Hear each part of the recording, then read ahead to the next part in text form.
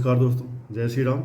पुनः आपका स्वागत है आपके अपने चैनल वास्तु विजय पे। आज हम बात करेंगे कि इस सावन प्लस सावन के साथ साथ चलने वाले अधिमास में कैसे हम कुछ छोटे छोटे दान करके इस सावन में कृपा ले सकते हैं श्री हरि की, और अपने समस्त कष्टों को कैसे अपने से दूर कर सकते हैं और उन कष्टों से मुक्त हो सकते हैं।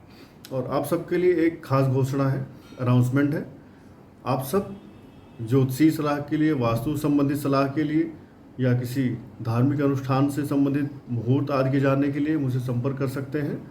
और अगर आप किसी दो आदमी की कुंडली, अपनी अपने किसी दोस्त की, अपने किसी परिवार वाले की, दो आदमी की आप कुंडली का अगर विश्लेषण मुझसे करवाते हैं तो एक आदमी की कुंडली का विश्लेषण फ्री होगा, अर्थात एक के साथ एक फ्री वाली आपको स्कीम मिलेगी। ये पूरे सावन और पुरुषोत्तम मास तक के लिए रहेगा। आप अगर सावन और पुरुषोत्तम मास में कुंडली का विश्लेषण हमसे कराते हैं तो आपको एक कुंडली का विश्लेषण एक कुंडली के साथ फ्री मिलेगा। तो सर्वप्रथम, जैसा हमें सभी को मालूम है कि ये 16 अगस्त तक चलेगा अधिमास या पुरुषोत्तम मास। तो पुरुषोत्तम मास में कुछ चीज़ें करने का खास महत्व है।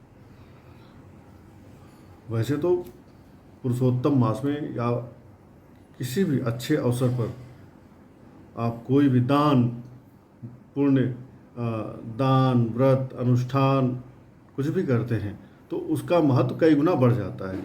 अब अगर खास करके पुरुषोत्तम मास हो जाए, जहाँ पर श्रीहरि विष्णु का समय चल रहा है, या माता लक्ष्मी और श्रीहरि विष्णु दोनों का ज्वाइंट समय चल रहा है, ऐसे में अगर आप कुछ उपाय कर ले जाते हैं तो इन उपायों से आपका ये जीवन सफल हो जाएगा, और इस जीवन के साथ साथ आने वाला आपका जो अगला जीवन है वो भी धन्य हो जाएगा। और इनके लिए जो करने हैं हमें उपाय, छोटे छोटे से उपाय हैं।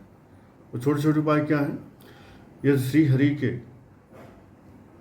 लिए, श्री हरि के निमित्त आप 33 अलग अलग चीज़ें दान करें और श्री हरि के 33 नाम लेते हुए, तो आपको इस धरती पर इसी जीवन में सुख सौभाग्य के साथ साथ आपकी दरिद्रता दूर हो जाएगी।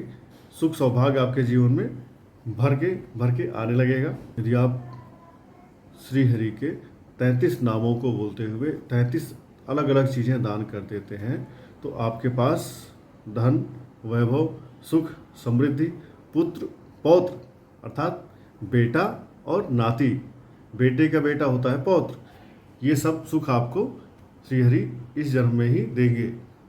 कैसे?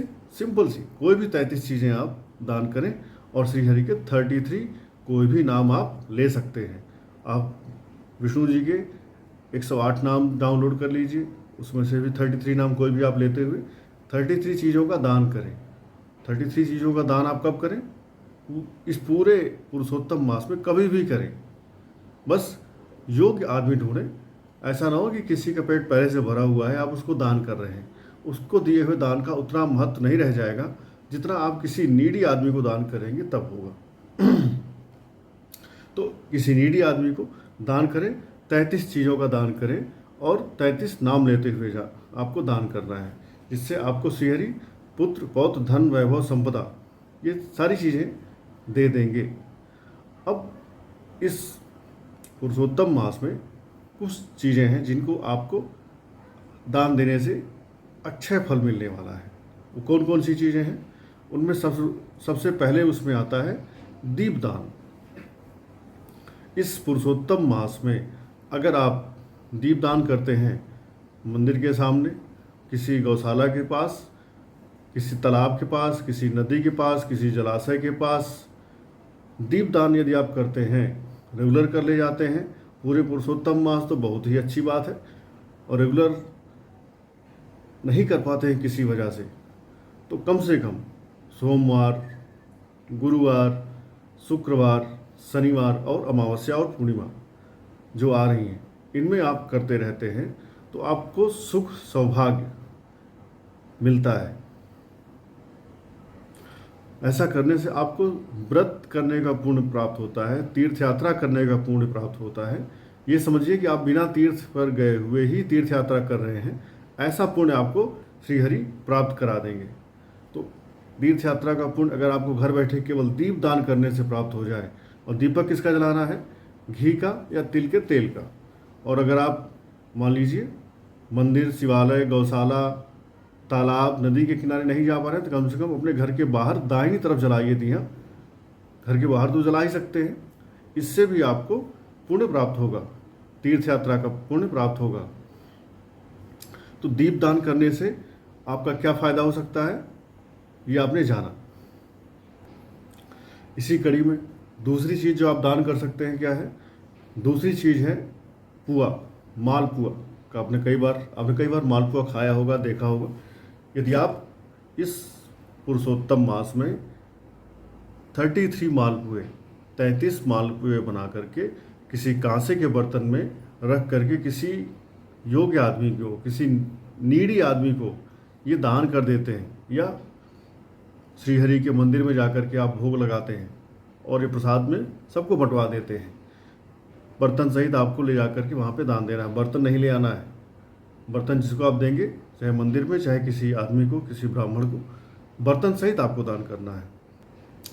33 मालपुआ बर्तन सहित कांसे के बर्तन में रख करके दान देने से आपको मालूम है कितना पुण्य आपको प्राप्त होगा।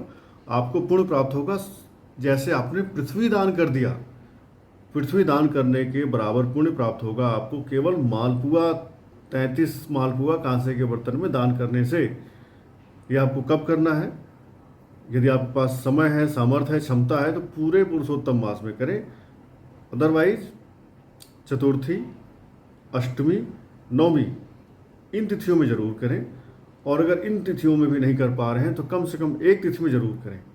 इस पुरुषोत्तम मास में कम से कम एक बार इस उपाय को जरूर करें, और देखें आपको पृथ्वी दान करने के बराबर पुण्य मिलेगा। और जब आपने पृथ्वी दान कर दिया तो इस पृथ्वी पर ही तो सब कुछ है, फिर आपके जीवन में क्या ऐसा है जो आपके लिए दुर्लभ है।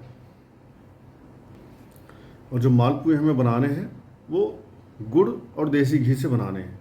आप गुड़ के साथ थोड़ी चीनी भी मिला सकते हैं, बट गुड़ और देसी घी के मालपुए आपको बना करके बांटने हैं, दान करने हैं। इसी कड़ी में तीसरा चीज़ है जो हमें दान देना है, और ये भी कोई बहुत महंगा सामान नहीं है। बहुत महंगे उपाय आपको मैं भी सोचता हूँ कम से कम बताऊँ, क्योंकि कई बार इंसान के पास फाइनेंशियल इश्यू होते हैं, कैश क्रंच होता है, तो इंसान सोचता है कि यार इस काम में महंगा खर्च आएगा, तो इंसान पीछे हट जाता है। तो थर्ड थिंग जो है, जो आपको दान करना है इस पुरुषोत्तम मास में, वो है पान। ठीक है, यदि आप पान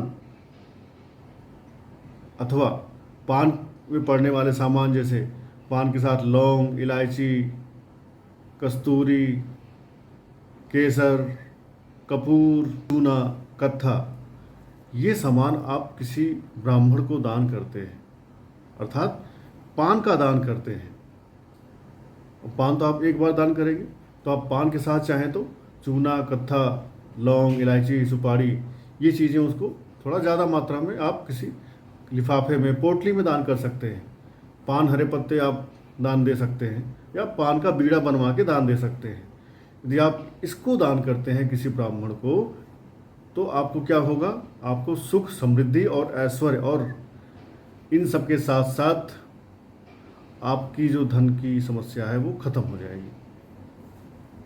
आपको सुख, समृद्धि और ऐश्वर्य मिलेगा, और आपकी दरिद्रता जो है वो दूर होगी। तो आपने जाना कैसे सिंपल से उपाय करके आप पुत्र, पौत्र, नाम, धन, ऐश्वर्य, इन सब चीज़ों को अपने जीवन में ले सकते हैं, या अपनी समस्याओं का खात्मा कर सकते हैं। साथ ही साथ आप श्री हरि और माता लक्ष्मी की कृपा को भी प्राप्त कर सकते हैं, क्योंकि कुछ महीने होते हैं वो खास होते हैं। उन खास महीनों में उन खास उपायों को करने से आपको खास लाभ होते हैं। तो आप 33 नाम लेंगे श्री हरि के और 33 चीज़ों का दान करेंगे, या 33 मालपुए बना करके कांसे के बर्तन में आप किसी को दान करेंगे, या फिर भगवान के मंदिर में, श्री हरि के मंदिर में, लड्डू गोपाल के मंदिर में, लक्ष्मी नारायण के मंदिर में, श्री राम जी के मंदिर में, या श्री कृष्ण जी के मंदिर में आप भोग लगाएंगे और प्रसाद बंटवाएंगे, या पान का दान करेंगे, पान में पड़ने वाले सामान का दान करेंगे, या दीप दान करेंगे। इन सब उपायों में से जो भी आप कर सकते हैं उसको करें और अपने जीवन में परिवर्तन आता हुआ देखें और अपने इस जीवन को, अपने आने वाले जीवन को और अपने पितरों को भी सौभाग्य दिलाते हुए सौभाग्यशाली बनने का मौका आपके पास आया हुआ है। इस मौके को ऐसे ही जाया ना होने दें, इस मौके का पूर्ण सदुपयोग करें। आशा करता हूँ आप इन छोटे छोटे परंतु खास और बहुउपयोगी टोटकों को, उपायों को करेंगे और अपने जीवन में परिवर्तन लाएंगे और अपने जीवन की समस्याओं से मुक्ति पाएंगे। धन्यवाद। जय श्री राम। हर हर महादेव। आपका जीवन शुभ हो, आपका समय मंगलमय हो।